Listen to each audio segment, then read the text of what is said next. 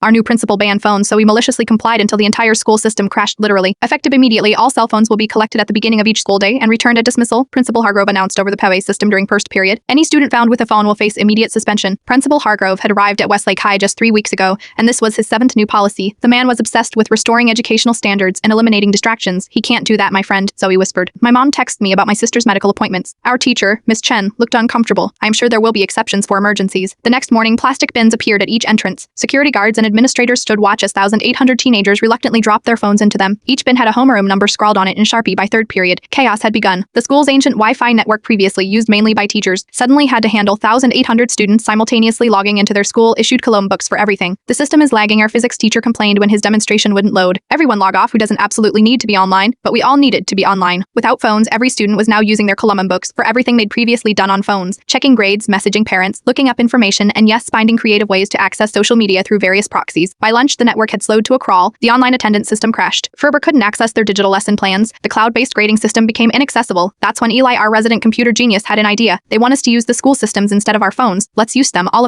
at once. Word spread through lunch tables. By 5th period, operation system overload was in effect. Creatively refreshing the school portal, kiting and uptied large files to Google Classroom, streaming educational videos at maximum resolution, printing 200-page documents to network printers, all while staying completely within school rules. The beauty was in the perfect malicious compliance. We were doing exactly what we were told, using school resources instead of our phones for educational purposes. By 6th period, the network crashed completely. The electronic bell system failed. The automated locks on exterior doors malfunctioned, triggering a security alert. Without working phones, administrators had to physically run between buildings to communicate. The final blow came when the district superintendent tried to video call into an emergency meeting about the situation, but couldn't connect because the network was down. At 1:45 p.m., Principal Hargrove made another announcement, this time via a handheld megaphone, since the PO system ran through the network. Due to technical difficulties, we will dismiss early today. Phones will be returned as you exit. The phone policy is temporarily suspended pending review. The cheer that erupted could probably be heard in the next county. The next morning, Principal Hargrove looked like he hadn't slept. Students may keep their phones, he announced, but they must remain in backpacks during class time. We'd won, but the story doesn't end there. 2 weeks later, the district's IT director gave a presentation to the school board about infrastructure limitations. Roughed out, our little protest had exposed a critical weakness. The entire district's network had been operating at near capacity for years, despite numerous requests for upgrades that had been repeatedly denied due to budget constraints. The school board approved an emergency allocation of $1.2 million for network upgrades. The IT director later told my dad at a neighborhood barbecue that he'd been fighting for those upgrades for 6 years. Sometimes, he'd said with a wink, the system needs to crash before anyone notices it's broken. Principal Hargrove still works at our school. He's less quick to implement sweeping policies now, and interestingly, classroom phone use has actually decreased since the incident. Turns out, when you treat teenagers like adults capable of managing their own technology, many of us actually do. As for me, I am considering majoring in IT security when I start college next year. I'd hear something satisfying about finding the breaking point in a system, especially when breaking it leads to building something better.